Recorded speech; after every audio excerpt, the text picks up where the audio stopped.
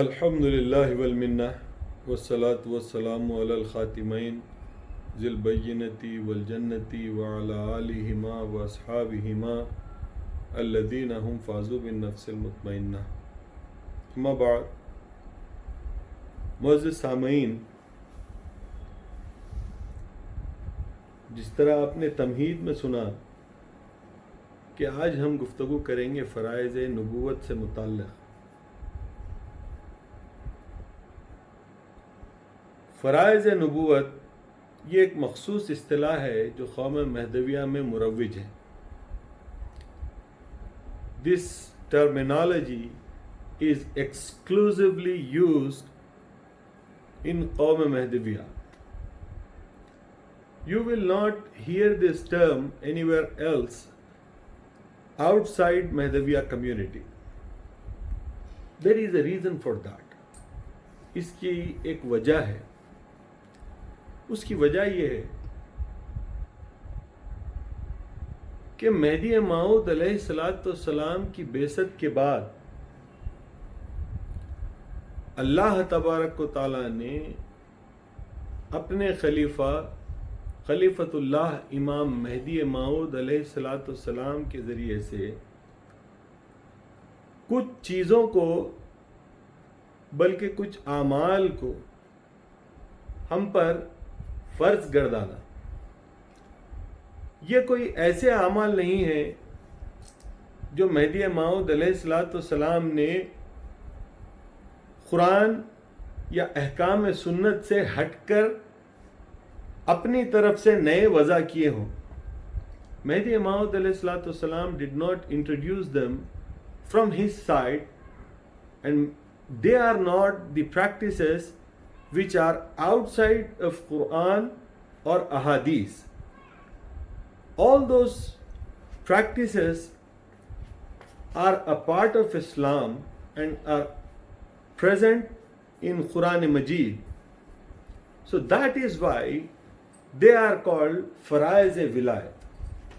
Now, there has to be a classification because Vilayat has brought you an idea which is the improved version of the idea of Nubuwat.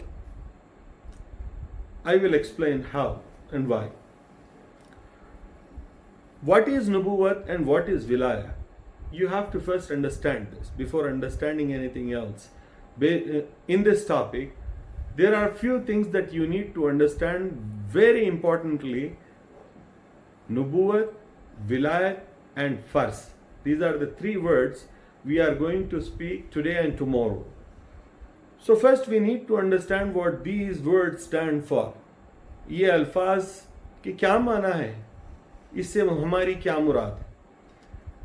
سب سے پہلے ہم بات کریں گے نبوت کی. نبوت کیا ہے؟ نبوت پیغام کو پہنچانے کا نام نبوت ہے.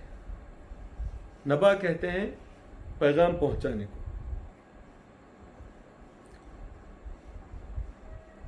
اس اعتبار سے کسی پیغمبر کے اپنی زندگی کے دو پہلو ہوں گے. For any messenger, he must have two directions in his life. From one direction, he must receive the message, and towards the other direction, he must forward the message. This is what the job of a messenger is: receiving a message and forwarding the message. ایک جگہ سے حاصل کرنا ہے اور دوسری جگہ اس کو آگے بڑھانا ہے. Towards the humankind, what the job of a Nabi is, based on that, he is called a Nabi because he is delivering the message, receiving the message and delivering the message.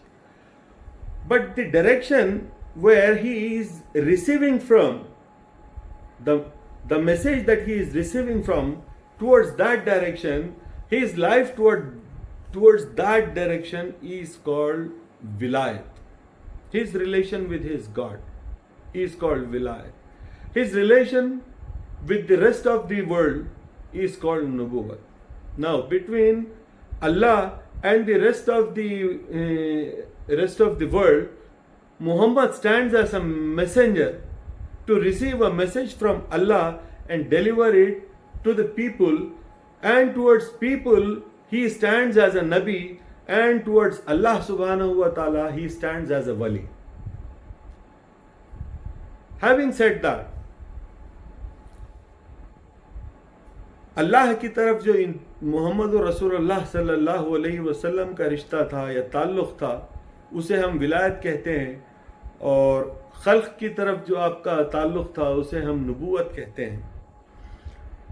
اب ہم ان دو جملوں کی طرف آتے ہیں جن کے تعلق سے آج ہم گفتگو کریں گے کہ فرائض نبوت اور فرائض ولایت۔ فرائض ولایت کے تعلق سے انشاءاللہ کل ہم گفتگو کریں گے۔ آج میں نے آپ کو یہ بتا دیا کہ ولایت کیا ہے اور نبوت کیا ہے۔ آج ہم گفتگو کریں گے فرائض نبوت پر اور کل کریں گے فرائض ولایت پر۔ تو نبوت اللہ تبارک و تعالیٰ نے محمد رسول اللہ صلی اللہ علیہ وسلم کو جو دی ہے، اس کے ذریعے سے ایک عظیم پیغام اللہ تبارک و تعالیٰ نے خلق تک پہنچوایا، اپنے نبی، اپنے رسول، اپنے خلیفہ کے ذریعے سے۔ یہ پیغام اپنے آپ میں ایک انسان کی زندگی کو پوری طرح تیار کرنے کے لیے ایک مکمل ضابطۂ حیات ہے، جس کی ضرورت تھی کہ اللہ جیسا چاہتا تھا انسان کی تیاری اسے ویسے تیار کر پائے۔ اللہ سبحانہ و تعالی as a Nabi sent Muhammad sallallahu alayhi wasallam towards this world to send through him his message, in which he sends in Quran as a message, and that Quran is designed and is written in such a way that it carries all that is necessary to prepare a human the way Allah subhanahu wa ta'ala wanted him to prepare.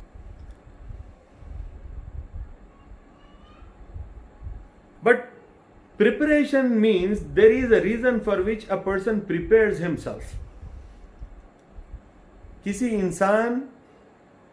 کوئی انسان اگر آپ سے یہ کہے کہ میں تیاری کر رہا ہوں، تو آپ اس سے پوچھیں گے آپ کس بات کی تیاری کر رہے ہیں؟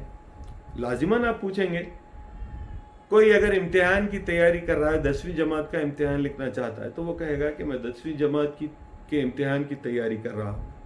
کسی بچے سے آپ پوچھیں گے تم کس بات کی تیاری کر رہے ہو، وہ بچہ کہے گا میں تقریری مقابلے کی تیاری کر رہا ہوں۔ کسی بچے سے پوچھیں گے تو وہ بولے گا میں خیرات کے مقابلے کی تیاری کر رہا ہوں۔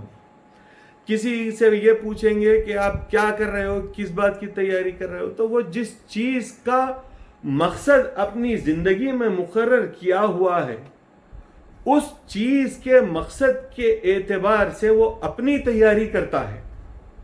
آپ میری بات سمجھیں کہ a person prepares himself according to the task he has chosen.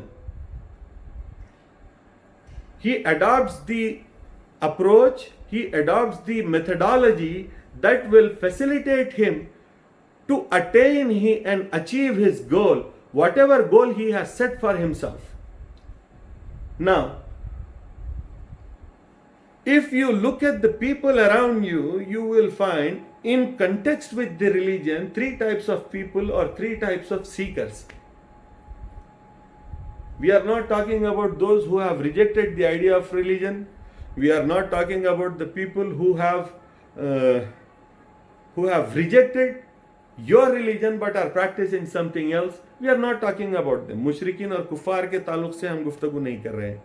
ہم گفتگو اس بات کی کر رہے ہیں کہ وہ لوگ جنہوں نے کلمہ طیبہ پڑھ کر دین اسلام میں قدم رکھا اور وہ اپنے آپ کو مسلمان کی حیثیت سے متعارف کرواتے ہیں، اپنے آپ کو انٹروڈیوس کرواتے ہیں as a Muslim. We are talking about those people. And if you categorize them based upon their goals and their targets of achievement in the religion, you can classify them into 3. There are 3 types of Muslims based upon their targets and goals. 3 طرح کے لوگ ہوں گے. اگر آپ جو ہے ان مسلمانوں میں دیکھیں گے تو 3 طرح کے لوگ ہوں گے اس اعتبار سے کہ وہ کس چیز کو چاہتے ہیں اسلام کے ذریعے سے. پہلی قسم ان لوگوں کی ہے جو یہ چاہتے ہیں کہ ان کو ان کے برے اعمال سے نجات حاصل ہو. یہ سب سے لوور قسم کا گول ہے. یہ سب سے لو قسم کا گول ہے. ایک قسم کے لوگ وہ ہے جو یہ چاہتے ہیں کہ ان کو اللہ تبارک و تعالیٰ نہ صرف ان کے برے اعمال سے کی مغفرت فرما دے بلکہ اللہ سبحانہ و تعالیٰ ان کے اچھے اعمال کی انہیں جزا دے اور ان کے اچھے اعمال کی بنا پر انہیں جنت عطا فرمائے, دوزخ سے نجات عطا فرمائے. یہ دوسری طرح کے لوگ. اب ایک تیسری طرح کے لوگ ہیں. یہ لوگ نہ فائدے کی طرف سوچتے ہیں نہ نقصان کی طرف سوچتے ہیں. میں تھوڑا سا اس کو انگریزی میں بھی کہہ دوں تاکہ اردو اور انگریزی بولنے والے دونوں ہی قسم کے بھائی ہمارے ساتھ چلتے رہیں اپنی اس گفتگو میں, کہ the least we will consider the target to be is you seek forgiveness. That is the lower standard in what you can seek in Islam. People may seek forgiveness from Allah for what wrong they have done, for what they have not done, for their sins. They seek forgiveness from Allah. This is one target, and those who follow this target, we will consider them to be people standing on the lowermost grade in Islam. And the second type of people are those people who not just want Allah subhanahu wa ta'ala to forgive them for their sins, for things that they have not done, for things that they have done wrong, for all those bad things and things not done. They seek forgiveness from Allah. Not just seeking forgiveness from Allah, but also they seek Allah subhanahu wa ta'ala's rewards based on what they have done good in their life, based on what they have obeyed, based on what they have achieved in their life. They also seek reward from Allah in such a way that they want forgiveness from Allah, and they do not expect to go into hell, and they expect rewards from Allah in such a way that they spend good time in their graves and also reach to the heaven and seek Allah Ta'ala's grace and His mercy. This type of people, we will place them on the second level. The second level people. These are the second level people. And the first level of people, سب سے اعلیٰ, سب سے عرفہ قسم, سب سے بہترین قسم کے لوگ وہ ہیں جو یہ کہیں کہ مولا نہ مجھے تیری سزا کا خوف ہے نہ مجھے تیری جزا کی امید. مولا نہ مجھے تیری سزا کا خوف ہے نہ مجھے تیری جزا کی امید. میرے مولا میں تجھے اپنا معبود جانتا ہوں. میرے مولا میں تجھے اپنا پروردگار جانتا ہوں. میرے مولا میں تجھے اپنا خالق جانتا ہوں, اس لیے تیری عبادت کرتا ہوں, اس لیے کہ تو میرا خالق ہے. میرے مولا میں تیری عبادت کرتا ہوں اس لیے کہ تو عبادت کرنے کے قابل ہے. میرے مولا میں تیری تعریف اور توصیف کرتا ہوں اس لیے کہ اس ساری کائنات میں وہ ساری چیزیں جو تعریف اور توصیف کے قابل بنائی گئی ہیں یا موجود ہیں وہ ساری کی ساری چیزوں کا خالق تو ہے. چنانچہ ساری اور تعریف اور توصیف کے قابل چیزیں اس پوری کائنات میں جمع کر کے اگر بیان کی جائیں تو وہ ساری کی ساری ہیچ ہے ان چیزوں کے مقابلے میں جو تیرے اندر موجود ہے تعریف اور توصیف کے قابل. میرے مولا میں تجھے اپنا رب مانتا ہوں, اپنا خالق مانتا ہوں, میں تیری پرستش کرتا ہوں, میں تیری عبادت کرتا ہوں, میں تجھے اپنا معبود مانتا ہوں. اس لیے نہیں کہ مجھے دوزخ کا خوف ہے, اس لیے نہیں کہ مجھے جنت کی ہوس ہے. میرے مولا میں تجھے چاہتا ہوں اس وجہ سے کہ میرے دل میں تیرے لیے محبت ہے. تیرے لیے میرے دل میں وہ بے نیاز جذبہ ہے کہ جس کو سوائے محبت اور عشق کے کوئی دوسرا نام نہیں دیا جا سکتا. نہ میں عابد ہوں، نہ میں زاہد ہوں، نہ میں کوئی نیک ہوں، نہ کوئی متقی ہوں، نہ میں اچھا ہوں، نہ برا ہوں. میرے مولا میں تیرا عاشق ہوں، میرے مولا میں تیرا چاہنے والا ہوں. میں ویسا ہوں جیسا کہ تو نے اپنے کلام پاک میں بیان فرمایا ہے کہ یا ایھا الذین آمنوا من یرتد منکم عن دینہ، کہ اے ایمان والو اگر تم میں سے کوئی ایمان سے پھر جائے، فسوف یأتی اللہ بقوم، اللہ ان قریب ایک ایسی قوم کو لائے گا، یحبہم ویحبونہ، اللہ ان سے محبت کرتا ہے اور وہ اللہ سے محبت کرتے ہیں. تو ہم مہدوی ہیں، ہم اس اعلیٰ قسم کے مسلمان ہیں جس کی نظر نہ جنت پر ہے نہ دوزخ پر ہے، ہماری نظر اپنے مولا پر ہے. اگر محبت میں کسی چیز کے عوض کوئی چیز کو طلب کر لیا جائے تو پھر وہ محبت باقی نہیں رہی، وہ تجارت ہو گئی. علامہ اقبال اپنے کلام میں اس کو اپنے انداز میں کہتے ہیں کہ وائز کمال ترک سے ملتی ہے یا مراد، کہ کہنے والے چھوڑنے کے کمال سے تجھے تیری مراد ملتی ہے، وائز کمال ترک سے ملتی ہے یا مراد. دنیا جو چھوڑ دی ہے تو عقبہ بھی چھوڑ دے. اگر تو نے دنیا اپنے پروردگار کے لیے چھوڑی ہے تو جنت بھی چھوڑ دے. سوداگری نہیں ہے، عبادت خدا کی ہے. This is not a trade that you are doing with your God, that you ask for Jannat in return of your good deeds. You are not trading your good deeds. آپ کوئی سودا نہیں کر رہے کہ اچھے اعمال کی کرنسی دے کر اللہ تبارک و تعالیٰ سے اس کی جنت مانگیں. سوداگری نہیں، یہ عبادت خدا کی ہے. اے بے خبر جزا کی تمنا بھی چھوڑ دے. تو اللہ سے اس کی جزا کی تمنا بھی چھوڑ دے. تو عبادت کر تو اس طرح عبادت کر کہ تو خدا تعالیٰ کی خوشی کے لیے عبادت کر رہا ہے، اس کی خوشنودی کے لیے عبادت کر رہا ہے، اس کی محبت کے لیے عبادت کر رہا ہے، اس کی لقاء کے لیے عبادت کر رہا ہے. تو عبادت اس لیے کر رہا ہے کہ تیرے دل میں تیرے پروردگار کے لیے محبت ہے، تو خدا سے محبت کرتا ہے، اس لیے تو عبادت کرتا ہے. اس لیے نہیں کہ تجھے جنت کی ہوس ہے، یا اس لیے نہیں کہ تجھے جہنم کا خوف ہے. جنت کی ہوس نہیں، جہنم کا خوف نہیں، بلکہ خدا کی عبادت سوائے اس کی محبت کے کسی اور وجہ سے نہیں کی جانی چاہیے. اگر کی جائے تو وہ عبادت نہیں، تجارت ہے. وہ عبادت نہیں ہے، وہ تجارت ہے. وہ عبادت نہیں، وہ تجارت ہے. اللہ تبارک و تعالیٰ کے بتائے ہوئے اچھے اعمال پر عمل پیرا ہوتے ہیں، اور اس کے بتائے ہوئے وہ کام جن کو وہ برا سمجھتا ہے ان سے بچنے کی کوشش کرتے ہیں، اس وجہ سے کہ ہم اللہ تبارک و تعالیٰ سے محبت کرتے ہیں. اور اسی محبت کا نام ولایت ہے. خدا سے ہم جو محبت کرتے ہیں وہ محبت، وہ ولایت کا حصہ ہے. یہ اللہ اور اس کے رسول کے بیچ کے راز و نیاز اور اس کی محبت کو ہم ولایت کہتے ہیں. اور اسی محبت کا حصہ ہم کو مہدی موعود علیہ السلام کے صدقے سے ملا.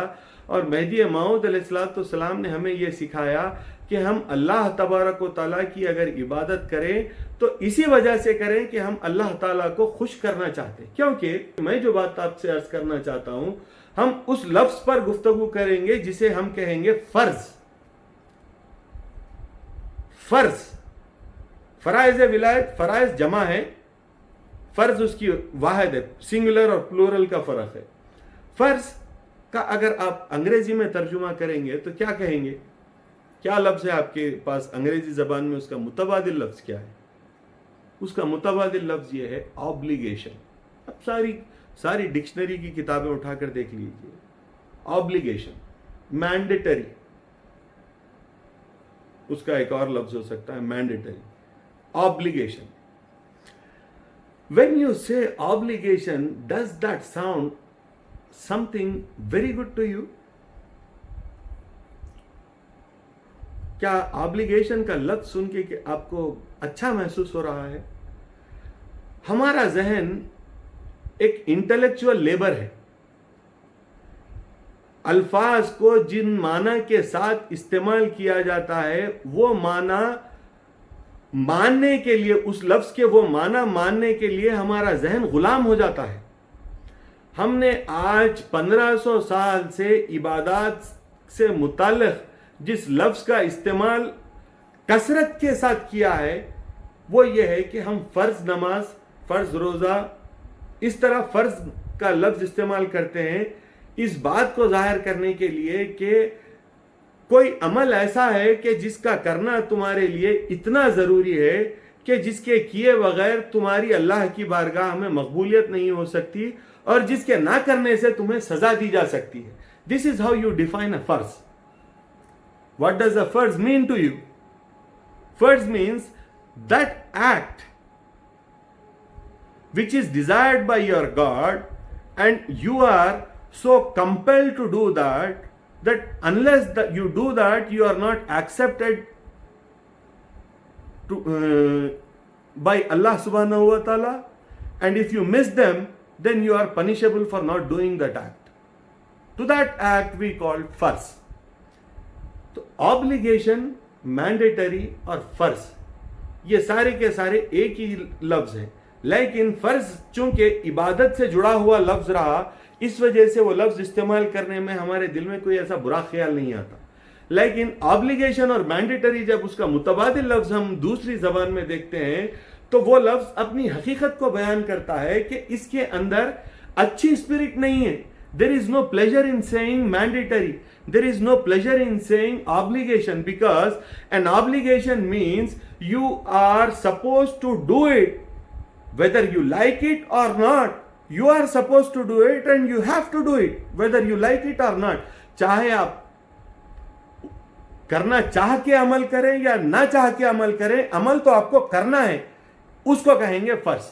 اب obligation جب کہیں گے تو اس میں وہ پلیجر، وہ چام باقی نہیں رہا. باقی وہ پلیجر، وہ چام باقی نہیں رہا. لیکن جن کی نظر خدا پر ہے ان کے لیے نماز بھی عشق ہے، روزہ بھی عشق ہے، زکوٰۃ بھی عشق ہے.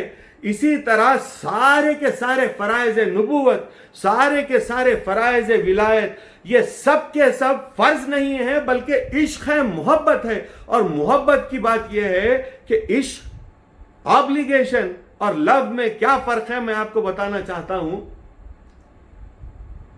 کہ کسی بچے کو ایک بچے کی مثال، چونکہ ہم بچوں سے بات کر رہے ہیں تو بچے ہی کی مثال دیتے ہیں. ایک بچے کو یہ کہیں کہ تم جاؤ اور یہ کام کر کے آؤ، تم جاؤ اور یہ کام کر کے آؤ. دوسرے بچے کو بھی وہی ٹاسک دیں، کہیں تم جاؤ اور یہ کام کر کے آؤ. ایک بچہ جانا چاہتا، اچھا ایک تیسرے بچے کو بھی کہیں تم جاؤ یہ کام کر کے آؤ. چلیے ان سے ان کی ماں یہ کہہ رہی ہے کہ جاؤ تم جو ہے بازار سے 1 کلو ٹماٹر لے کر آؤ. بازار جاؤ اور 1 کلو ٹماٹر لے کے آؤ. A mother has three sons and she tells all of them individually to go out and bring 1 kilogram of tomatoes. The same task is given to all of them. Now, one child goes to the shop reluctantly to bring those tomatoes, and the other child finds it obligatory and mandatory for him as a son to obey his mother, so that he goes to market and brings 1 kg of tomato. And there is a third child. There is something special about him. There is something very special about him. What is special about him? The reason why he goes to the market is not because he is not reluctant to go to the market and does not feel it obligatory for him, but he دیکھیے دونوں باتیں ہیں کہ وہ یہ بھی کہہ رہا، اس کے دل میں یہ بھی بات نہیں ہے کہ ارے بھائی ماں بول رہی ہے لیکن مجبوراً جانا ہے. دوسرا وہ بچہ ہے جو یہ کہے کہ نہیں بھائی ماں کہہ رہی ہے، لہٰذا میں انکار کرنے کا تو سوال ہی نہیں ہے، بلکہ میں اسے اپنا فرض سمجھتا ہوں، لہٰذا میں بغیر کسی چون چراغ کے جا کر ٹماٹے لے آؤں گا۔ اب وہ جو پہلی قسم والا بچہ ہے وہ اپنے پیر پٹکتے ہوئے جائے گا دکان سے، ٹماٹے لے کے آئے گا۔ دوسری قسم والا بچہ اب آرام سے اس کو اپنی ذمہ داری، اپنے لیے مجبوری یا اپنے لیے کوئی ضروری کام آبلیگیٹری سمجھ کے جائے گا، وہ ٹماٹے لے کے آئے گا۔ ایک تیسرا بچہ جو بہت اسپیشل ہے، اسے اپنی ماں سے محبت، ہی loves his mother. He loves his mother so much that he would do anything that his mother would ask of him. He can do anything for his mother. Not because it is an obligation for him, not because he has to bring. He goes to the market, brings those tomatoes because he loves his mother and he will do anything that she asks. He is a lover. He loves his mother. اب result کیا آئے گا؟ جو بچہ جانا نہیں چاہتا، ماں مار توڑ کے زبردستی اسے بھیجی ہے، وہ بچہ سڑے ہوئے ٹماٹے لے کر آئے گا۔ جو بچہ اسے اپنی ذمہ داری، اخلاقی ذمہ داری سمجھتا ہے، وہ بچہ جائے گا اور ٹھیک ٹھاک ٹماٹے لے کر آئے گا۔ لیکن جو بچہ ماں کی محبت میں بازار جائے گا، وہ بچہ ترکاری کی دکان پر کھڑے ہوگا، اس جگہ جائے گا جہاں پر ٹماٹر رکھے ہوئے ہیں، وہ دیکھے گا کہ اس میں کون سے ٹماٹر سب سے اچھے رکھے ہیں، which are the best tomatoes in the bunch of those tomatoes. سب سے اچھے، سب سے لال لال، سب سے خوبصورت، اس خیال سے کہ ارے میری ماں نے مجھ سے ٹماٹر منگائے ہیں، میں یہ ٹماٹر لے جاؤں گا تو میری ماں خوش ہوگی۔ یہ ٹماٹر ابھی پکا نہیں ہے، میں غور سے دیکھوں گا کیا یہ پکا ہے یا نہیں، نہیں یہ ٹماٹر موزوں نہیں ہے، یہ دیکھ کر میری ماں کو خوشی نہیں ہوگی، لہٰذا میں یہ نہیں لوں گا۔ میں بیسٹ کوالٹی کے جو اس کے اندر ٹماٹر رکھے ہوئے ہیں، میں اس میں سے وہ ٹومیٹوز پک کروں گا، میں اس میں سے وہ ٹومیٹوز پک کروں گا اور ان ٹومیٹوز کو لے کر جاؤں گا تو میری ماں کا چہرہ کھل اٹھے گا کہ میری ماں نے مجھ سے ٹماٹر منگائے ہیں اور میں اس کی خدمت میں بہترین ٹماٹر لے کر جاؤں گا۔ اس لیے نہیں کہ وہ پکا کر اچھا کھانا مجھے کھلائے گی، اس لیے نہیں کہ یہ لانا میری اخلاقی مجبوری ہے، کیونکہ پہلا بچہ یہ سوچے گا کہ لاؤں گا نہیں تو پکائے گی نہیں تو کھا نہیں سکیں گے، لہٰذا جا کر لائے گا۔ دوسرا بچہ یہ سوچ کر گیا ہے کہ یہ میری اخلاقی دینی مجبوری ہے، فرض ہے، آبلیگیشن ہے مجھ پر، اس لیے ایوریج قسم کا کام کر کے آ گیا۔ لیکن جو بچہ ماں کی محبت اور اس کی عشق میں گیا اور ٹماٹر لے کے آیا تو اس دکان کا سب سے بہترین جو پروڈکٹ تھا وہ پک کیا اور ماں کی خدمت میں لے کر آیا، اس احساس کے ساتھ کہ ماں پکا کر دے گی تو میں کھاؤں گا۔ یہ نہیں ہے اس کے دل میں احساس، میری ماں نے مجھے ایک چیلنج دیا ہے، ٹاسک دیا ہے، میں اسے اچھے سے اچھے انداز میں پورا کروں گا تو میری ماں کا چہرہ کھل اٹھے گا، اس کے چہرے پہ جو خوشی آئے گی، اس کے چہرے پہ جو مسکان آئے گی، وہ مسکان میری زندگی کی ساری محنت اور مشقت کا صلہ ہے۔ The pleasure that comes on her face, the smile that she would show, that smile is the reward of my effort. I would do anything to see that smile on her face. This is called love. تو مہدی موعود علیہ الصلوۃ والسلام نے چاہے فرائض نبوت ہو، چاہے فرائض ولایت ہو، آپ کو اس بات کی تلقین فرما دی کہ آپ کو نہ دوزخ سے خوف کھا کر عبادت کرنا ہے، نہ جنت کی خواہش میں عبادت کرنا ہے، کیونکہ یہ عمل کرنا کوئی تجارت کرنا نہیں ہے کہ نیک عمل کروں گا اور اللہ سے اس کی جزا مانگوں گا۔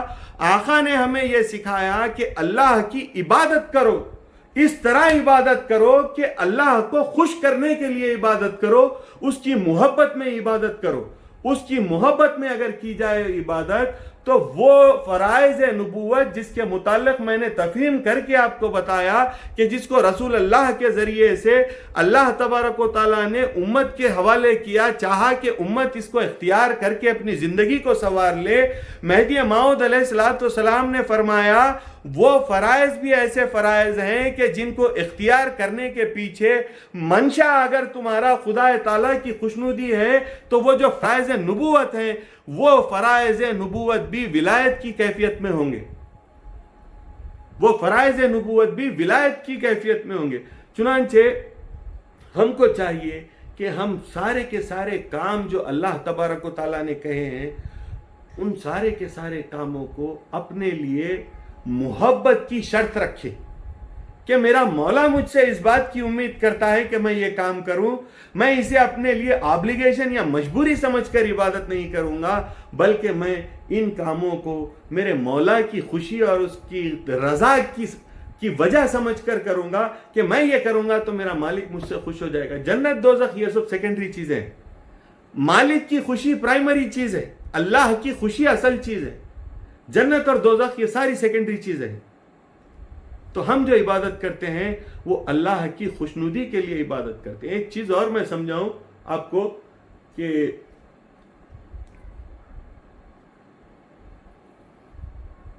فرض کس چیز کو کہیں گے آپ، یہ اس کا فلاسفک ورژن میں آپ کو سمجھا چکا ہوں۔ ٹرم کے اعتبار سے فرض کس چیز کو کہیں گے؟ آپ یہ کہتے ہیں، ایک حدیث میں آپ کے سامنے پڑھتا ہوں، بخاری کی حدیث ہے،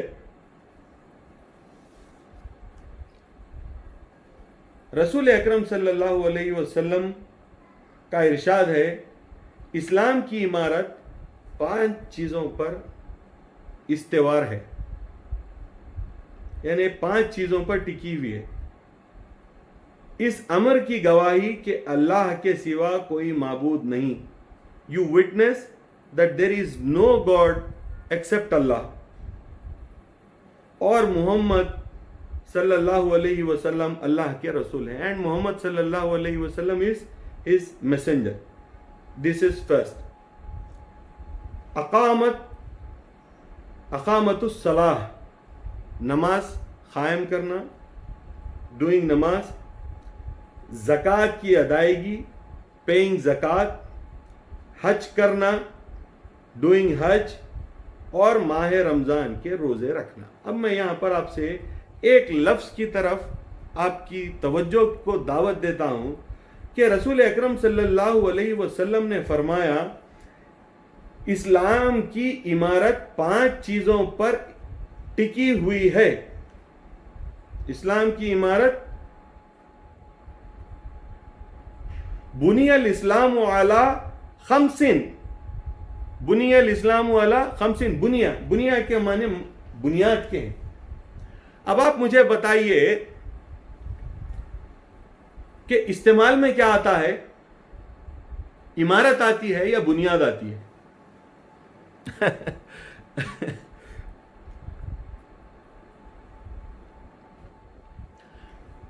اصل میں جو پروڈکٹیو چیز ہے، اصل میں جو یوٹیلائزیبل چیز ہے، اصل میں جو چیز ہے جو فیسیلیٹیٹ کرتی ہے، اصل میں جو چیز ہے جو آپ کو فائدہ پہنچاتی ہے، اصل میں جو چیز ہے جو آپ استعمال کرتے ہیں، وہ کیا ہے؟ آپ گھر بنائیے، چلیے اس کی بھی مثال آپ کو میں دیتا ہوں۔ آپ گھر بنائیے تو گھر بنانے کا پروسیس یہ ہوتا ہے کہ پہلے بنیاد ڈالی جاتی ہے، پھر اس کے بعد اوپر عمارت تیار کی جاتی ہے جس کے اندر کمرے بنے ہوتے ہیں، جس کے اندر ٹوائلٹس بنے ہوتے ہیں، جس کے اندر کچن بنا ہوا ہوتا ہے، جس کے اندر جو ہے آپ کی ضرورت کے وہ سارے کے سارے مقام بنے ہوئے ہوتے ہیں جو آپ اپنی زندگی میں ضروری سمجھتے ہیں۔ تو میں آپ سے یہ عرض کرنا چاہتا ہوں کہ بنیاد بنانا آپ کا مقصد تھا یا عمارت بنانا آپ کا مقصد تھا؟ Do you wanted to lay the basement اور do you wanted to construct the house?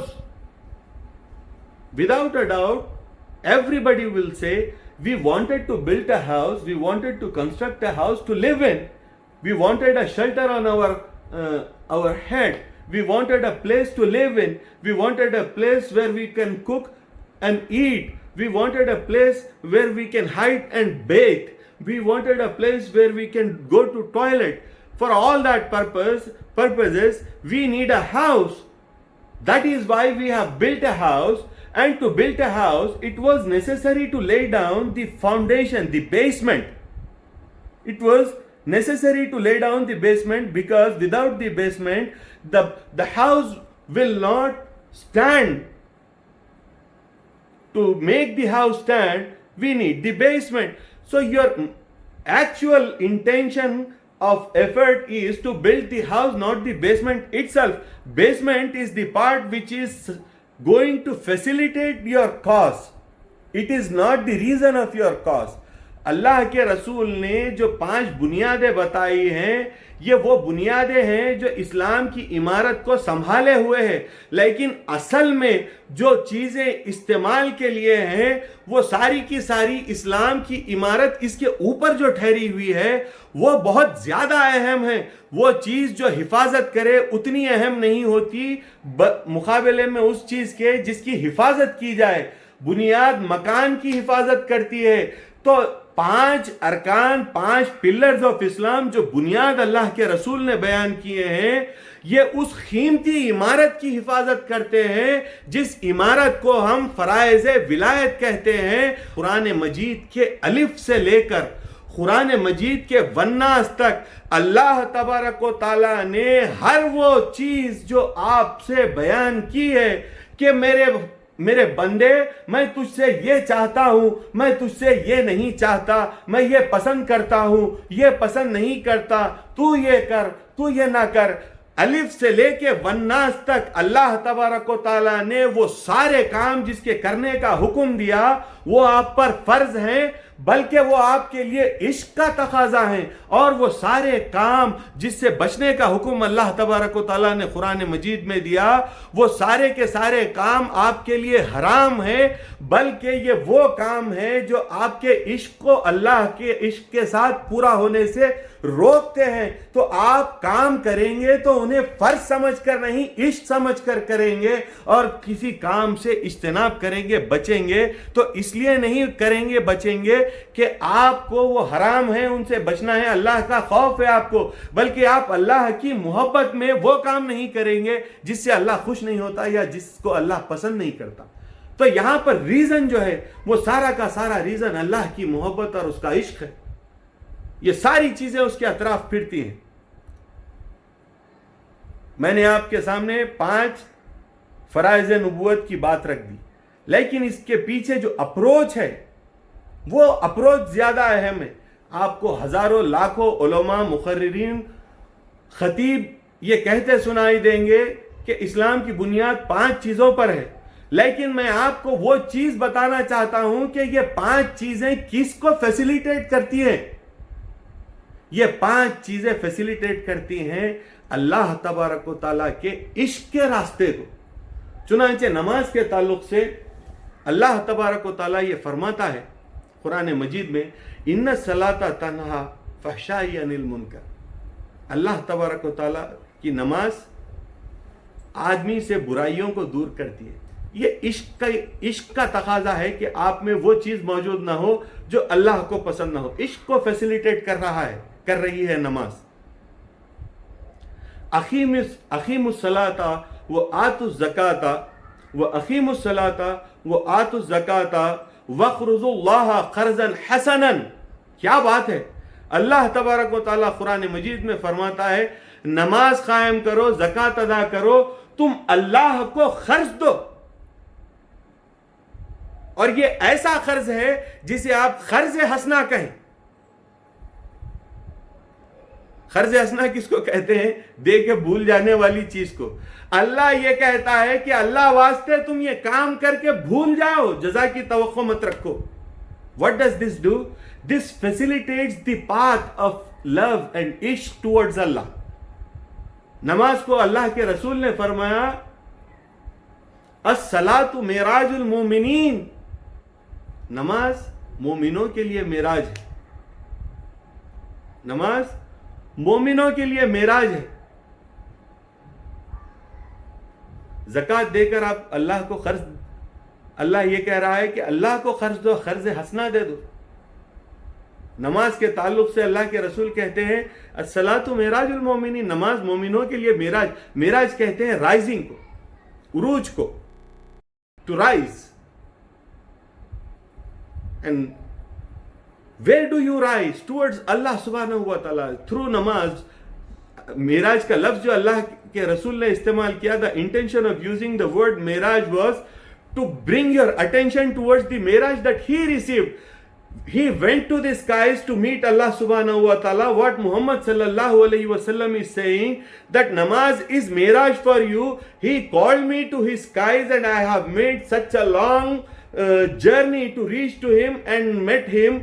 For you, he has made it so easy that namaz itself is miraj for you. You do not have to go to Allah subhanahu wa ta'ala, but Allah himself is ready to come to you. And when he comes to you, wherever he is on the highest position. And if he comes to you, that means you are on miraj. You are on the rise. You are on the highest peak. It is miraj for you. It is lifting you out of the dirt and mud. It is lifting you out of the ditch. It is making you rise above the physical limitations of your personality. It is something that is going to make you fly like a mirage in the air. This is something which is going to take you towards your God. This is something that can make your God pleased by you in such a way that He Himself is willing to come to you. How magnificent this reward is. تو میرے بھائیوں اور بہنوں، میں آپ سے یہ عرض کرنا چاہتا ہوں کہ اس کے اسپریچول کانسیپٹ کو پیش نظر رکھے بغیر آپ کے لیے نہ فرائض نبوت فائدہ مند ہے اور نہ فرائض ولایت فائدہ مند ہے. فرائض ولایت کی تو بنیاد ہی عشق پر ہے، لیکن فرائض نبوت بھی یہ وہ کام ہے جو عشق سے خالی نہیں ہے. یہ تو بنیاد ہیں اس عمارت کے لیے جس عمارت کو آپ کو اس پر کھڑے کرنا ہے. تو یہ عمارت محبت کی اینٹوں سے اگر بنے گی، یہ بنیاد اگر محبت کی اینٹوں سے بنے گی، تو یہ بنیاد اگر محبت کی صفت پر بنے گی تو اس کے اوپر کھڑا ہونے والا مکان بھی محبت والا ہوگا. تو میں آپ سے یہ عرض کرنا چاہتا ہوں کہ نماز کے کئی فائدے ہیں، زکوٰۃ کے ادا کرنے کے کئی فائدے ہیں، روزے رکھنے کے کئی فائدے ہیں. میں کچھ احادیث آپ سے عرض کر دوں گا، لیکن میرا یہ آپ کے سامنے آج کا مقصد یہ ہے کہ I wanted to make sure that you adopt a proper approach towards adopting these things, towards doing these things. آپ کے لیے یہ ضروری ہے آپ اپنا کنسپٹ کو جو ہے سدھار، کیونکہ جب تک کنسپٹ صحیح نہیں ہے عبادت سے آپ کو وہی ملے گا جس کی آپ توقع کریں گے. اور میں آپ کو یہ سکھانا چاہتا ہوں کہ عبادت سے کس چیز کی توقع کرنی چاہیے. متعدد موقعوں پر اللہ تبارک و تعالیٰ نے قرآن مجید میں نماز کے فضائل بیان فرمائے ہیں اور زکوٰۃ کے فضائل بیان کیے ہیں، اور دونوں کو ایک ساتھ جو ہے اللہ تبارک و تعالیٰ نے بیان کیا ہے.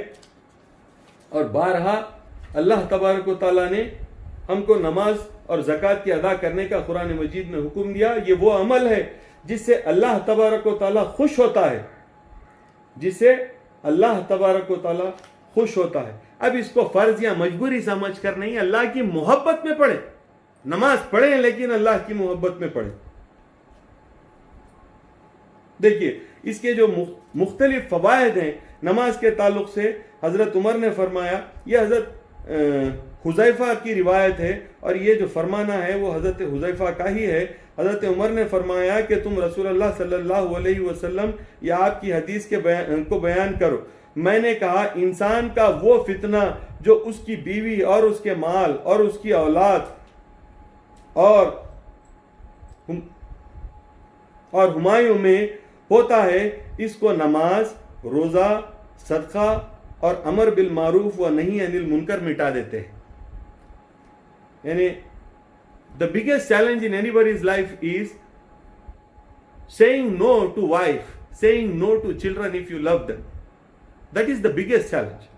And when they create situations for you where you have to choose between their wish and your Allah's wish, most of the times you fail in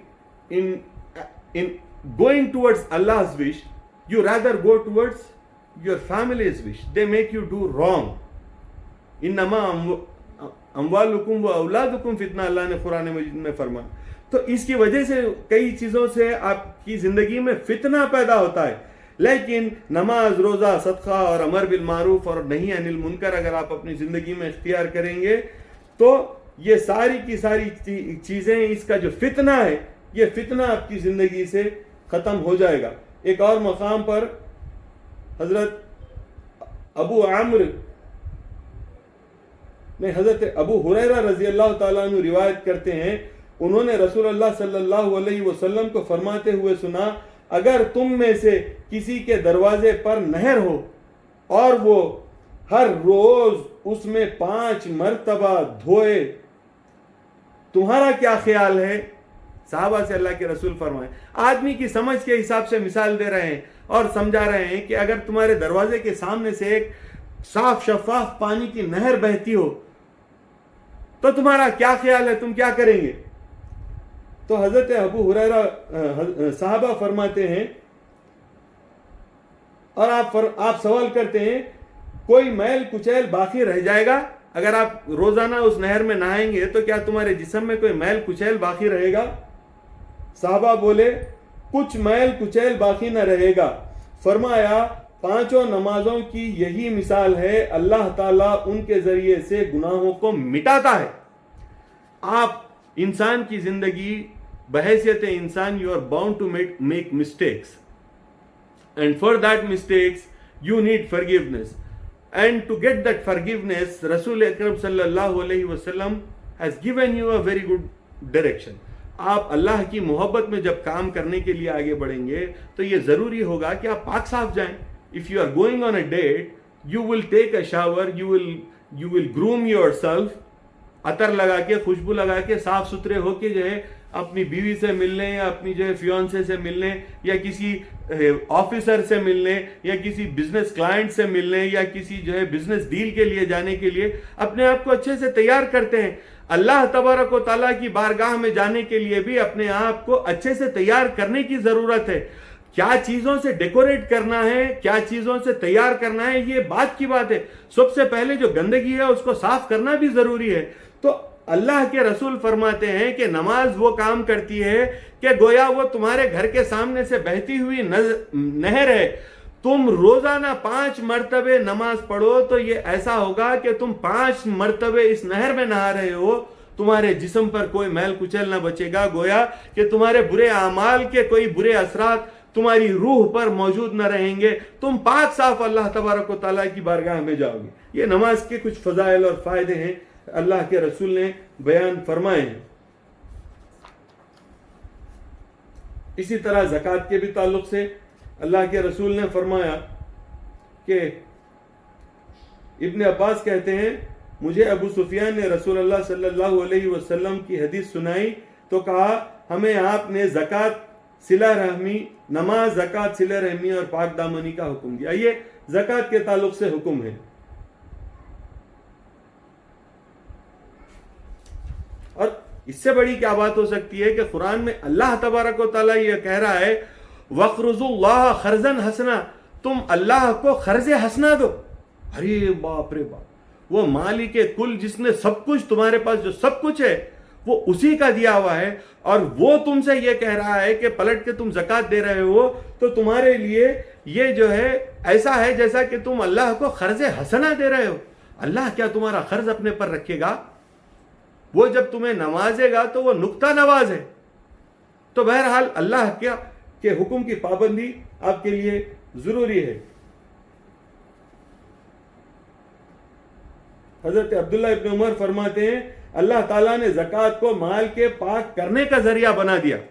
یعنی جو مال آپ استعمال کر رہے ہیں، کوئی چیز آپ لے جائیں، دودھ لے جائیں، دہی لے جائیں، شہد لے جائیں اپنے گھر کو، کوئی چیز لے جائیں، آپ اسے پاک کریں گے، صاف کریں گے. تو مال بھی جو آتا ہے وہ دنیا کی برائیوں اور قدرتوں کے ساتھ، گندگیوں کے ساتھ آتا ہے. آپ اس مال میں سے اگر زکوٰۃ ادا کر دیں تو اللہ تبارک و تعالیٰ کے رسول فرما رہے ہیں کہ یہ زکوٰۃ کا ادا کرنا تمہارے مال کو پاک اور حلال کر دیتا ہے تمہارے کھانے کے لیے. تو زکوٰۃ ادا کرنی چاہیے. اب رہا سوال حج کا، تو اللہ تبارک و تعالیٰ ارشاد فرماتا ہے وَلِلَّهِ عَلَى النَّاسِ حِجُّ الْبَيْتِ مَنِ اسْتَطَاعَ إِلَيْهِ سَبِيلًا وَمَنْ كَفَرَ فَإِنَّ اللَّهَ غَنِيٌّ عَنِ الْعَالَمِينَ. اللہ کے لیے لوگوں پر حج بیت اللہ فرض ہے بشرطے کہ اس کی استطاعت رکھے ہو. جو ایسا نہیں کرے گا تو اللہ تعالیٰ تمام جہانوں سے بے نیاز ہے. اگر کوئی ایسا نہ کرے تو اللہ تبارک و تعالیٰ تمام جہانوں سے بے نیاز ہے. بولنے کا مطلب یہ ہے کہ اللہ کو تمہارے حج کے کرنے کی محتاجی نہیں ہے. تم اگر حج کرتے ہو تو یہ تمہارے لیے فائدہ مند ہے, یہ تمہیں فائدہ پہنچائے گا. اللہ کو تمہارے حج کی ضرورت نہیں ہے, اللہ کو تمہارے مال کی ضرورت نہیں ہے, بلکہ اللہ تمہارے اس ایفرٹ سے خوش ہو رہا ہے جو تم اللہ کی مرضی کو پورا کرنے کے لیے کر رہے ہو. جو فزیکل ایفرٹ تم ڈال رہے ہو اللہ کو وہ فزیکل ایفرٹ پسند ہے. مال خرچ کر کے تم اپنے نفس کی جو قربانی دے رہے ہو تمہارے پروردگار کو اس نفس کی قربانی زیادہ عزیز ہے. حضرت ابو ہریرہ رضی اللہ عنہ روایت کرتے ہیں میں نے رسول اللہ صلی اللہ علیہ وسلم کو فرماتے سنا جس نے اللہ کے لیے حج کیا فحش اور گناہ کا ارتکاب نہ کیا وہ یوں لوٹے گا کہ ابھی ماں کے پیٹ سے پیدا ہوا ہے.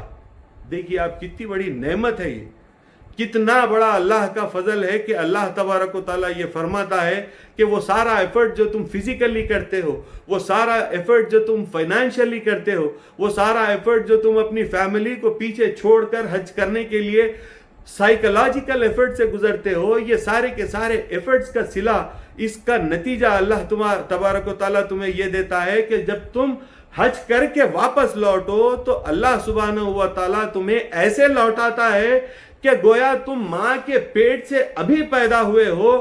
جس طرح ماں کے پیٹ سے پیدا ہوا بچہ نہ اچھا ہوتا ہے نہ برا ہوتا ہے, نہ اس کی زندگی میں کوئی برائی ہوتی ہے, نہ اس کی زندگی میں کوئی قدرت ہوتی ہے, نہ اس کی زندگی پر کسی برے اعمال کا وبال ہوتا ہے, نہ اس کے دل پر بری نیتوں کا خیال ہوتا ہے, نہ اس کی روح پر برائیوں کا اثر ہوتا ہے, بلکہ وہ پاک اور شفاف اور صاف ہوتا ہے, ایک کورے کاغذ کی طرح ہوتا ہے. اللہ تبارک و تعالیٰ یہ کہہ رہا ہے کہ تم نے زندگی جیسے بھی گزاری ہو لیکن اگر تم اپنے پروردگار کی خوشی کے لیے اس کا حج کر لو تو اللہ تمہیں ایک کورے کاغذ کی طرح بنا دے گا. اب تم اس کے بعد اس کورے کاغذ پر وہ لکھو جس سے اللہ تبارک و تعالیٰ خوش ہوتا ہے, جس سے اللہ تبارک و تعالیٰ کی بڑائی اور بزرگی ظاہر ہو, جس سے اللہ تبارک و تعالیٰ کی خوشی حاصل ہو. تم اس پر وہ عبارت لکھنا شروع کرو. اسی طرح روزوں کے متعلق اللہ تبارک و تعالیٰ قرآن مجید میں ارشاد فرماتا ہے یا ایھا الذین آمنوا کتب علیکم الصیام کما کتب علی الذین من قبلکم لعلکم تتقون. اے ایمان والو تم پر روزے فرض کیے گئے ہیں جس طرح تم سے پہلے کے لوگوں پر فرض کیے تھے, عجب نہیں کہ تم متقی بن جاؤ گے. واہ واہ واہ واہ. کل کی گفتگو میں ہم نے اس بات کو پڑھا کہ قرآن مجید ان لوگوں کی ہدایت کرتا ہے جو تقوی گزار ہو, متقی ہو, جو تقوی گزار ہو اور متقی ہو.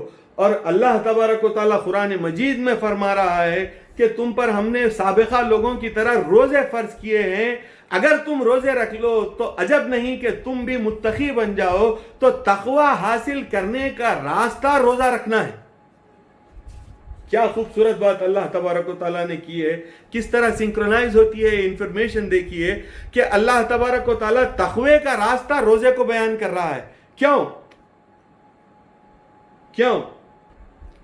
اس کو میں آپ کو آگے سمجھاؤں گا. ایک دو اور احادیث جو ہے روزے کی فضیلت کے متعلق بیان کر کے میں وہ فلسفہ آپ کو سمجھاؤں گا. ابو ہریرہ رضی اللہ تعالیٰ عنہ روایت کرتے ہیں رسول اللہ صلی اللہ علیہ وسلم نے فرمایا جب رمضان آتا ہے تو جنت کے دروازے کھل جاتے ہیں. رمضان کے مہینے میں اللہ کی جنت کے دروازے کھلے ہوتے ہیں. ابو ہریرہ رضی اللہ تعالیٰ عنہ روایت کرتے ہیں رسول اللہ صلی اللہ علیہ وسلم نے فرمایا ماہ رمضان آتا ہے تو آسمان کے دروازے کھول دیے اور جہنم کے دروازے بند کر دیے جاتے ہیں اور شیطان زنجیروں سے باندھ دیے جاتے ہیں. من قام فی شہر رمضان فغفر له ما تقدم ذنبه, جو رمضان کے مہینے میں اللہ کے لیے نماز کو کھڑا ہو جائے اللہ تبارک و تعالیٰ اس کے پچھلے سارے گناہ بخش دیتا ہے. روزوں کی فضیلت سے متعلق ابو ہریرہ رضی اللہ تعالیٰ عنہ روایت کرتے ہیں رسول اللہ صلی اللہ علیہ وسلم نے فرمایا روزہ گناہوں کے لیے ڈھال ہے, بنا بری نہ تو فحش کام کیا جائے اور نہ جہالت کی بات کیا جائے. یعنی روزہ تمہارے لیے گناہوں سے ڈھال کا کام ہو کی کیفیت اختیار کر لیتا ہے. اگر کوئی شخص اس روزے دار سے جھگڑے یا گالی دے تو کہہ دے میں روزے سے ہوں. دوبارہ کہہ دے قسم ہے اس ذات کی جس کے قبضے قدرت میں میری جان ہے, روزے دار کے منہ کی بو اللہ کے نزدیک مشک کی خوشبو سے بہتر ہے. وہ کھانا پینا اور مرغوبات محض میرے لیے چھوڑتا ہے اور روزہ خاص میرے لیے ہے اور اس میں ہی اس کا صلہ دیتا ہوں. ہر نیکی پر 10 گنا ثواب ملتا ہے. اب یہ گناہ وغیرہ کی تو بات خیر دیکھیں گے ہم, ہماری نظر ہاؤ مینی ٹائمز کے اوپر نہیں ہے لیکن روزے کی اس صفت کے اوپر ہے. ایک اور بات کر کے میں اس پر پلٹوں گا کہ اللہ کے رسول فرماتے ہیں باب ریان خاص دروازہ ہے جنت کا جس سے صرف روزہ دار جنت میں داخل ہوں گے. دوسرے نیک اعمال کرنے والوں کے لیے کئی دروازے ہیں لیکن روزے دار کے لیے ایک خاص دروازہ ہے جس کا نام اللہ نے باب ریان رکھا ہے. جو روزے دار ہوگا جس کے روزے اللہ کی بارگاہ میں مقبول ہوں گے وہ باب ریان سے داخل ہوں گے جنت کے اندر. اب بات اس حدیث میں جو بات آئی ہے کہ روزے دار کے وہ کھانا پینا اور مرغوبات محض میرے لیے چھوڑتا ہے, یہ جو پیاری بات ہے اللہ جو کہے گا روزہ خاص میرے لیے ہے اور میں ہی اس کا صلہ دیتا ہوں. روزہ خاص میرے لیے ہے اور میں ہی اس کا صلہ دیتا ہوں. ہر نیکی پر 10 گنا ثواب ملتا ہے. اب اللہ تبارک و تعالیٰ کا یہ خیال جو اللہ کے رسول نے آپ کے سامنے رکھا کہ روزہ میرے لیے ہے, روزہ میرے لیے رکھا جاتا ہے اور اس کا صلہ میں ہی دوں گا. تو ہر چیز کا صلہ ویسے تو اللہ تبارک و تعالیٰ ہی دیتا ہے لیکن روزے کی اتنی زیادہ جو اہمیت ہے اس کی وجہ میں آپ سے بیان کرنا چاہتا ہوں. وہاں پر اللہ یہ کہتا ہے کہ 10 گنا ثواب ملے گا ہر نیکی کا. نماز عام دنوں میں پڑھیں گے تو اس کا جو ثواب ہے مقرر ہے وہ ثواب ملے گا. جو خیرات صدقات آپ عام دنوں میں کریں گے اس کا جو ثواب مقرر ہے وہ ثواب ملے گا. یہ سارے کے سارے اچھے کام جو نیکی کے ہیں وہ عام دنوں میں جو آپ کریں گے اس کا ثواب ایک ہی گنا ہے. لیکن رمضان میں ایسی کیا بات ہے کہ اللہ تبارک و تعالیٰ اس کے ثواب کو 10 گنا زیادہ بڑھا کر دیتا ہے یا کئی گنا بڑھا کر اس کا ثواب آپ کو عطا فرماتا ہے. اس کے پیچھے ایک فلسفہ ہے. وہ فلسفہ میں آپ کو سمجھنے کے لیے کسی کتاب پڑھنے کی یا کسی تقریر کو سننے کی ضرورت نہیں ہے. آپ اپنے عام دنوں میں 3 ٹائم کھانا کھاتے ہیں, بریک فاسٹ, لنچ اور ڈنر. کل کا آپ لنچ سکپ کیجئے, بریک فاسٹ جیسا کرتے ہیں کر لیجئے, لنچ سکپ کیجئے, نماز عصر پڑھیے. آج جو آپ نے نماز عصر دوپہر میں کھانا کھا کر لنچ کھا کر پڑھی تھی اس میں کیا کیفیت تھی اور کل آپ دوپہر کا کھانا کھائے بغیر نماز عصر پڑھنے سے کیا کیفیت کو محسوس کریں گے, آپ اس کا جو ڈیفرنس محسوس کریں گے. وہی فلسفہ ہے اس کے پیچھے. وہ جو ڈیفرنس ہے وہ ڈیفرنس آپ کو یہ بتا دے گا کہ عام دنوں کی عبادت اور رمضان کی عبادت میں کیا فرق ہے. روزہ انسان کے جسم میں وہ جو دنیا غذا کے ذریعے سے وہ سموئے ہوئے ہے وہ دنیا انسان کے ذہن کو اللہ کی طرف سے ہٹا کر دنیا کی طرف لے جاتی ہے. اور رمضان کے مہینے میں چونکہ انسان بھوکا ہوتا ہے تو اس کے جسم سے وہ مادہ ختم ہو جاتا ہے جو اسے دنیا کی طرف کھینچتا ہے, دنیا کے نفس کو موٹا کرتا ہے. اس کے جسم میں بھوک انسان کو خدا کی طرف لے جاتی ہے اور پیٹ بھرا ہوا ہونا انسان کو خدا سے دور لے جاتا ہے. مہدی موعود علیہ السلام نے اس فلسفے کو یوں بیان کر دیا اور وضاحت کے ساتھ آپ کو سمجھا دیا کہ بندے اور خدا کے بیچ اگر کسی چیز کو پردہ کہا جا سکے تو وہ پردہ سوائے روٹی کے اور کوئی دوسری چیز نہیں ہے. روٹی ہی وہ چیز ہے جو بندے کو خدا سے دور کرتی ہے. روٹی ہی وہ چیز ہے جو بندے کی آنکھوں کو خدا تعالیٰ کے دیدار سے روکے رکھتی ہے. یہ روٹی پردہ ہے. یہ روٹی کو روکو، تمہاری نظروں کے پردے اٹھتے جائیں گے، تمہاری روح لطیف ہوتی جائے گی، وہ پرواز کرنے لگے گی، وہ کئی منزلوں کو طے کرے گی، وہ اپنے عروج کو پہنچے گی. تمہاری نظر پر جو کثافت کے پردے ہیں، کھانے کے کم ہونے سے یہ پردے ہٹتے جائیں گے. چنانچہ دائروں میں یہ نظام تھا مہدی موعود کے کہ لوگ اپنی مرضی سے صرف اتنا کھاتے جتنا جی جانے کے لیے ضروری ہوتا. 2-3 دن کا جب وہ فاقہ کرتے تو ایک وقت کا کھانا لنچ نہ کھانے کی بنا پر آپ کی عصر کی نماز اور اس کے بعد کیے جانے والے ذکر میں وہ تبدیلی آتی ہے. تو آپ سوچئے کہ وہ لوگ جو 24 گھنٹے اللہ تبارک و تعالیٰ کی محبت میں اس کے ذکر میں گزارتے ہیں اور 8 دن کا فاقہ کرتے ہیں، تو ان کی نمازیں کیسی ہوتی ہوں گی، ان کی عبادتیں کیسی ہوتی ہوں گی. تو یہ کھانا ہی ایسی چیز ہے جو بندے اور خدا کے بیچ پردہ بنا ہوا ہے. ایک موقع پر میں نے کہا تھا کہ روٹی پھر بھی وہ بری نہیں ہے جو صرف کھائی جائے، کیونکہ you need some energy to do work and this body requires some food to live. If you consume as much as it is required to just live, then it is okay for you. It provides you energy that is used to do ibadat, which is necessary to convince and please Allah. So that food is not bad if it is just for survival, if it is just to keep you alive. But otherwise, it becomes a curtain on your eyes, inhibiting you from seeing your God. If even before eating that, it becomes something which has caught your eyes. میں اس کو اپنی زبان میں انگریزی میں ابھی improve کر رہا ہوں، سیکھا ہوا ضرور ہوں لیکن اس سے ربط نہیں ہے انگریزی زبان سے. تو ہر گزرتے دن کے ساتھ میں اسے بھی جو ہے دوبارہ استعمال میں لانے کی کوشش کر رہا ہوں تاکہ اور بہتر طرح سے میں آپ سے کمیونیکیٹ کر سکوں. انشاءاللہ I will improve in that. تو میں آپ سے یہ عرض کرنا چاہتا تھا کہ it is not bad if you consume food, but it is bad that even before consuming the food, it becomes your priority, it becomes your desire, it becomes your passion. Then that food is definitely a curtain between your eyes and Allah subhanahu wa ta'ala. میں نے یہ عرض کیا تھا کہ وہ روٹی جو ابھی کھائی بھی نہ گئی ہو لیکن انسان کی نظروں میں اس کی طلب بن کر چڑھ جائے تو یقیناً یہ روٹی تمہارے اور پروردگار کے بیچ پردہ ہے. تو اس پردے کو ہٹانا ہے تو یہ روٹی کو ہٹانا پڑے گا. اپنی نظروں سے دنیا اور اس روٹی کی ہوس کو ختم کرنا پڑے گا. منیمم سے راضی ہونا پڑے گا. تب جا کے تمہاری زندگیاں اللہ کے کام میں آئے گی، اللہ کے دین کے کام میں آئے گی. چاہے وہ فرائض نبوت ہوں یا فرائض ولایت ہوں، وہ اس طرح ادا ہو پائیں گے جیسے کہ اللہ کو مطلوب ہے. آخر میں اللہ تبارک و تعالیٰ سے یہ دعا کرتا ہوں کہ اللہ تبارک و تعالیٰ آپ کو، مجھ کو، ہم سب کو اپنی لقاء، اپنی محبت کے لیے، اس کے عشق کے لیے عبادات کرنے کی توفیق عطا فرما.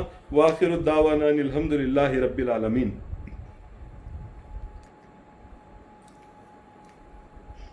I think I have taken a lot of time. جی وعلیکم السلام. آج تھوڑا وقت زیادہ ہو گیا، 15 منٹس. تو but it is worth it. It is worth it. جی جی جی جزاک اللہ. جی جی تو questions are still welcome. I'm not in hurry. جی جی. نماز پڑھنے اور قیام کرنے کا ڈفرینس کیا ہے؟ قرآن میں نماز قائم کرنے کے بارے میں حکم دیا ہے، کیسے قائم کی جائے؟ دیکھیے پڑھنے کا لفظ جی خشوع و خضوع کے ساتھ نماز کیسے ادا کریں، اس کا طریقہ کیا ہے؟ پڑھنے اور قائم کرنے میں فرق یہ ہے کہ قائم کرنا جسم سے ہے، پڑھنا دل سے ہے. جسم نماز کو قائم کرتا ہے، قائم کرنا یعنی اسٹیبلش کرنا. تو یور باڈی اسٹیبلشز نماز and your heart reads it. Reading means reading قرآن، reading the things which you need to read during your ruku, your sajda, your qiyam, whatever it is. وہ ہے تو دل پڑھتا ہے اور جسم قائم کرتا ہے، تو اس میں کوئی اختلاف کی بات نہیں ہے. خشوع اور خضوع کے ساتھ نماز کی ادا کرنے کے لیے شرط یہ ہے کہ دل کو خالی کر کے آنا ہوگا. انشاءاللہ کل کے عنوان میں اس کا احاطہ کریں گے ہم. کل کے عنوان میں I will try to cover that. But one thing I would say as an answer to that question, that if you want to do namaz with khushu and khuzu, it is necessary that you offload all the thoughts that you have in your brain before going to do your namaz. That is very much necessary. With that, if you do namaz, you will definitely find that khushu and khuzu in your namaz. جی یہ سجدے سہو کے بارے میں، اگر کوئی نماز میں late join کرتے ہیں، جیسے لاسٹ رکعت میں جوائن کرے تھے، تو جب غلطی ہوئی وہ نماز میں نہیں تھے تو ان پہ بھی سجدے سہو لازم ہے؟ لازم ہے، سجدے سہو کا حصہ ہے وہ بھی.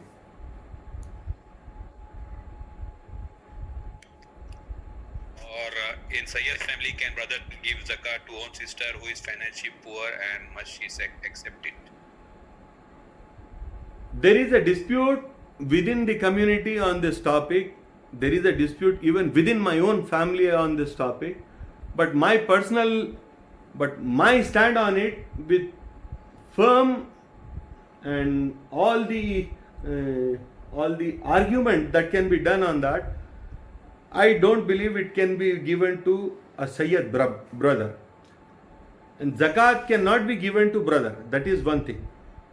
زکوٰۃ اپنے بھائی کو نہیں دی جا سکتی، چاہے وہ سید ہو یا نہ ہو.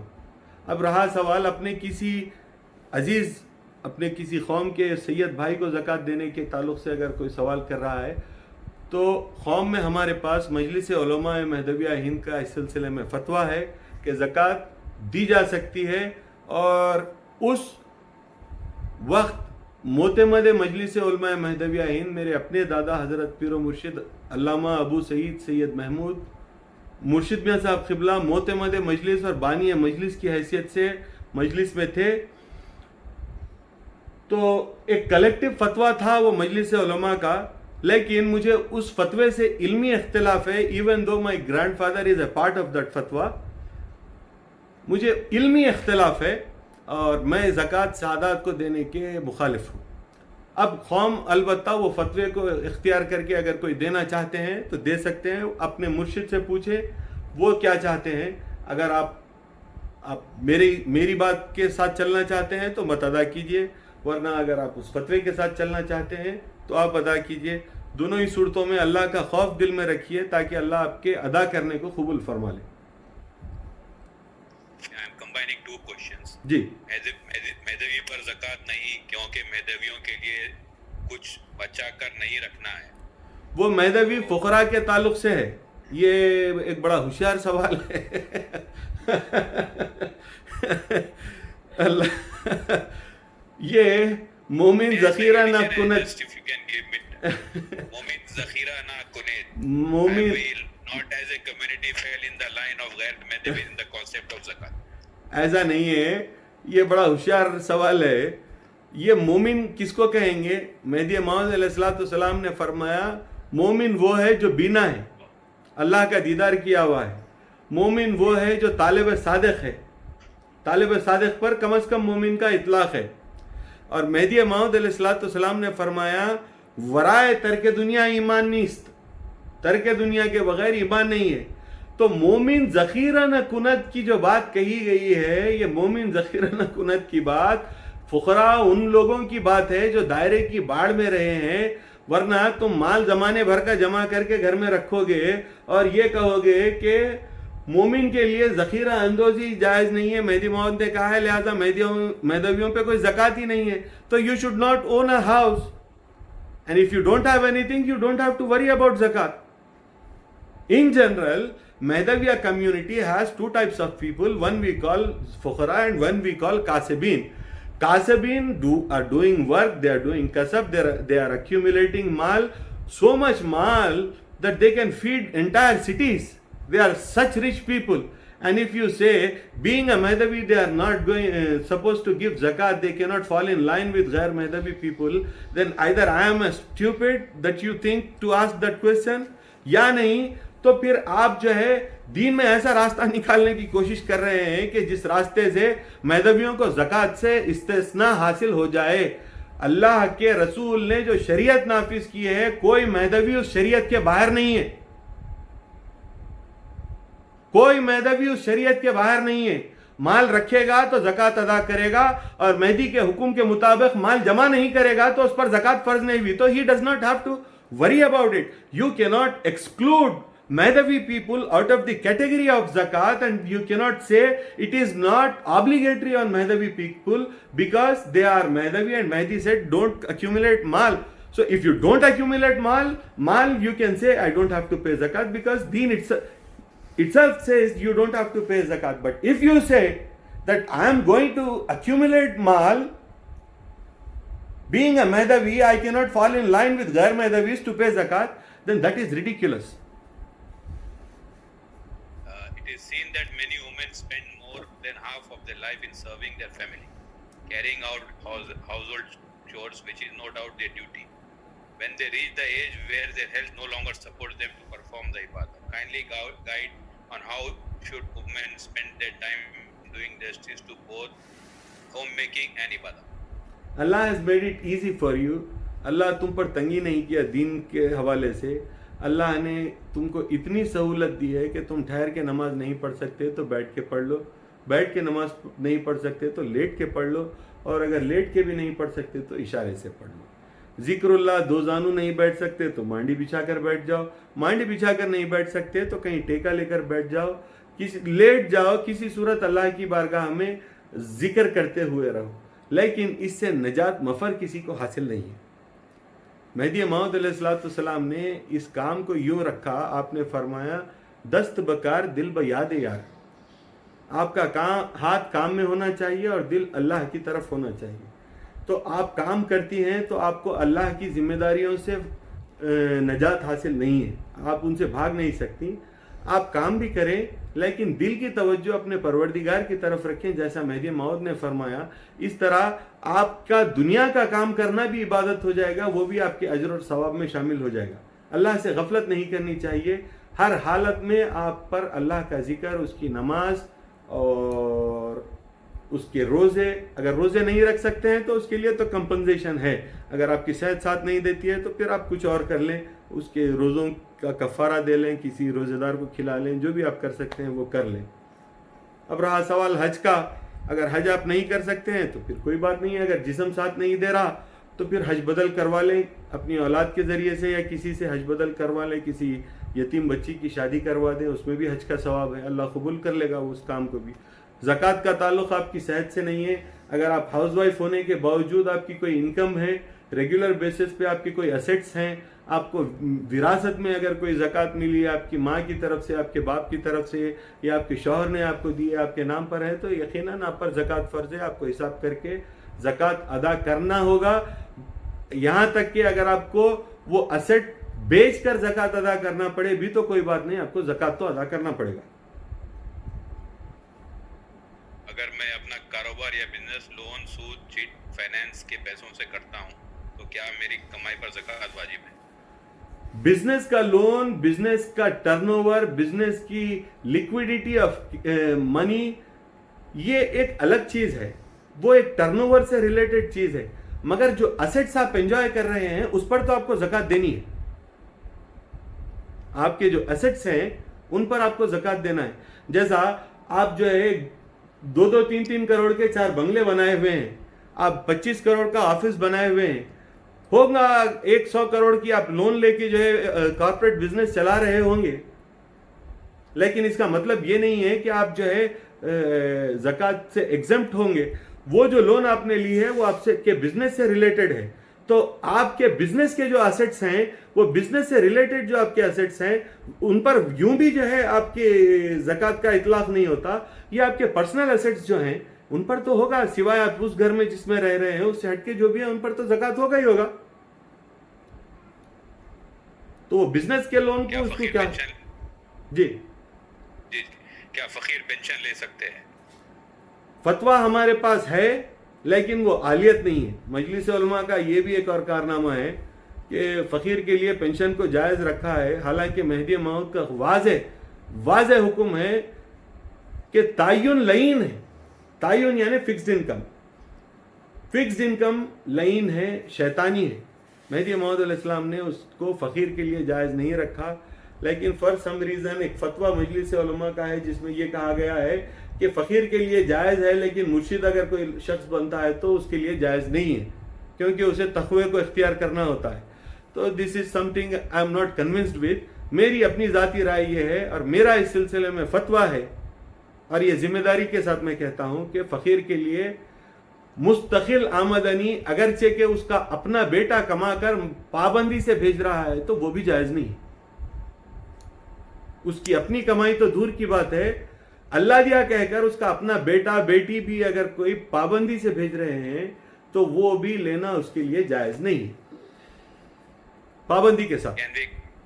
Can we give zakat to such a person who doesn't do any job or have saving, but his wife has jewelry more than 7 tola? They themselves are liable to pay zakat. Then how can you pay them what you are paying? No question of it.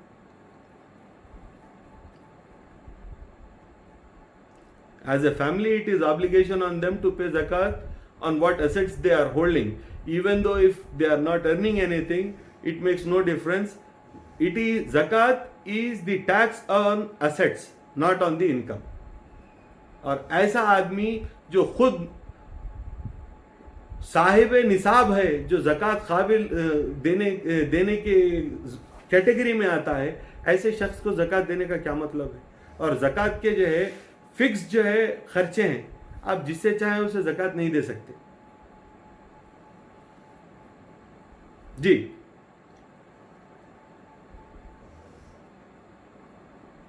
What is the reason and the wisdom behind fitr that we give to our murshid? Can we give to anyone else? پھر یہ بھی وہی زمرے میں آیا، یہ آل نبی اور زکوٰۃ کا جو جھگڑا ہمارے پاس قوم میں اٹھا وہ صدقات الفطر کی وجہ سے ہی اٹھا. تو وہ بھی ایک جو ہے قسم کا صدقہ ہے، اور صدقات الفطر آپ کسی کو بھی دے سکتے ہیں، مرشد کو دینا ضروری نہیں ہے، جو مستحق ہیں اسے دیں. ایک عشر میں آپ کو فارمولا دے دیتا ہوں، آپ یہ بات لکھ کر رکھ لیں کہ فطر، زکوٰۃ وغیرہ یہ سارے کے سارے جو ٹیکسز ہیں یہ مرشد کے لیے نہیں ہیں، یہ دوسری ساری چیزیں مرشد کے لیے نہیں ہیں. عشر جو آپ کی انکم پر ٹیکس ہے، عشر آپ کا انکم ٹیکس ہے، اور زکوٰۃ آپ کا پراپرٹی ٹیکس یا ایسٹ ٹیکس ہے جو اینیول ہوتا ہے. لیکن عشر آپ کی انکم پر ٹیکس ہے. As and when you earn some thing it is an obligation on you to pay your ushur, and ushur should be given only to daira, and nobody has any rights on that whatsoever. Ushur should be given to your daira, and it will be distributed to all those needy people who are related with daira. یعنی آپ کے مرشد کو آپ جب عشر دیں گے تو اس عشر سے دائرے سے وابستہ جو مستحق فقراء اور کئی دائرے سے ریلیٹڈ جو فائنینشیل مینجمنٹ کی ریکوائرمنٹس ہیں، وہ ساری کی ساری ریکوائرمنٹس اور دائرے کی فائنینشیل ریکوائرمنٹس جو ہیں وہ آپ کے عشر کے ذریعے سے پوری ہوں گی. تو آپ عشر مرشد کو اور دائرے کو لے جا کر دیں. فطر، زکوٰۃ وغیرہ یہ ساری کی ساری چیزیں کوئی عام مستحق لوگوں کو دیں. It is as simple as that. جی کیا عورت کا ذکر چلتا پھرتا کاموں میں ہو ورسز اس ذکر کے برابر ہے جو خاص فجر اور عصر میں کیا ہے؟ فجر اور عصر کے ذکر عورت اور مرد دونوں کے لیے برابر ہے. دن کے دوسرے اوقات کا ذکر عورت اور مرد دونوں کے لیے برابر ہے. شام میں باضابطہ عصر سے مغرب تک قیام کرنا ہے، بیٹھ کر ذکر کرنا ہے. فجر سے طلوع تک قیام کرنا ہے، بیٹھ کر کرنا ہے، چاہے وہ عورت ہو یا مرد ہو. اب میں سمجھ سکتا ہوں رمضان آ رہا ہے، اس وجہ سے یہ سوال آیا ہے. مرد حضرات کی یہ خواہش ہوتی ہے کہ عورت جو ہے بالکل یعنی اب ایسا سیرن ہونے والا ہے تو توے پہ سے جو ہے بھجیے، گلگلے، وہ تلن کیا کیا رہتا وہ سب جو ہے این ٹائم پہ گرم گرم وہ تل کے لائے گی، تو دہی بڑے وہ سب بیٹھ کے کھائیں گے مزے سے. تو وہ بیچاری اپنے شوہر کی خدمت کے لیے اگر پکا رہی ہے، ظالم شوہر ہے تو اللہ قبول کرے گا اس کی اس بات کو. لیکن مرد کو اس بات پر شرم آنی چاہیے کہ بجائے اپنی بیوی کو خدا تعالیٰ کی عبادت کی طرف توجہ دلانے کے، عبادت کرتی ہوئی بیوی کو اٹھا کے بھجیے گلگلے تلنے کے واسطے اگر بھیج رہا ہے تو اس سے زیادہ بدبخت اور بے دین انسان کوئی نہیں ہے. میرا آخری سوال ہے، لیڈیز آفٹر ڈیتھ کی دنیا کے their daily household activities. Of course, a person does not die after doing tarke dunya. He marries, he lives with his wife. Even a woman, she can marry, she can live with her husband, can have children, can cook, can do all the household activities. Everything is just like that. Only thing she is not going to do is she is not going out to make some money or earn, or not indulge in any financial activities, or not going to stay strongly connected with the people around. رشتہ داروں سے جیسا عزلت عن الخلق، جو لوگوں سے دوری اختیار کرنا ہے وہ کرنا چاہیے. اس سے علاوہ اس کی زندگی عام ہے، اس کے بھی شوہر ہوگا، اس کو بھی بچے ہوں گے، اس کو بھی پکانا ہوگا، اس کو بھی جھاڑو برتن پوچھا کرنا ہوگا، کپڑے دھونا ہوگا، گھر کے سارے کام کرنے ہوں گے. سب ایک عام عورت کی طرح اس کی بھی زندگی ہوگی، سوائے اس کے کہ وہ 24 گھنٹے اپنا ہر کام سوائے خدا کے کسی اور کے لیے نہ کرے، اور اپنی ہر ضرورت کے لیے اللہ کی ذات پر توکل کرے. کسی چیز کو حاصل کرنے کے لیے اپنی طرف سے کسب نہ کرے، اللہ جو دے دے اس پر توکل کرے، قناعت کرے. میں سمجھتا ہوں کہ کافی ہے اس کے لیے. 5 وقت کی نماز، 2 وقت کا ذکر، اور رات کا قیام، یہ اس کی زندگی ہے. Can you give zakat to non-Mahdavi such as servants, non-charitable organizations in US? I think there are so many people, needy people within your community. So the first right on your zakat, یعنی پہلا حق اگر کسی کا ہے تو that belongs to the people of your community. They have the first right on your zakat of your community. I don't think whatever you give it will be sufficient to help them. I know so many people who deserves your help, who deserves your help from your zakat, and I think you should do that instead of donating money to the charitable organizations.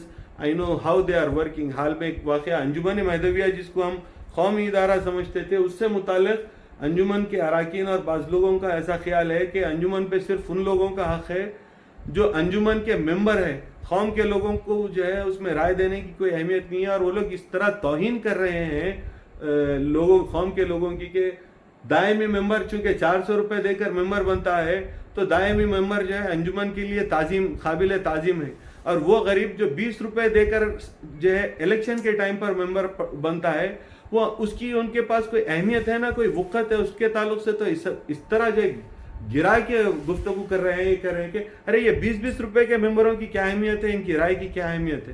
تو charitable organisations کی تو یہ حالت ہے.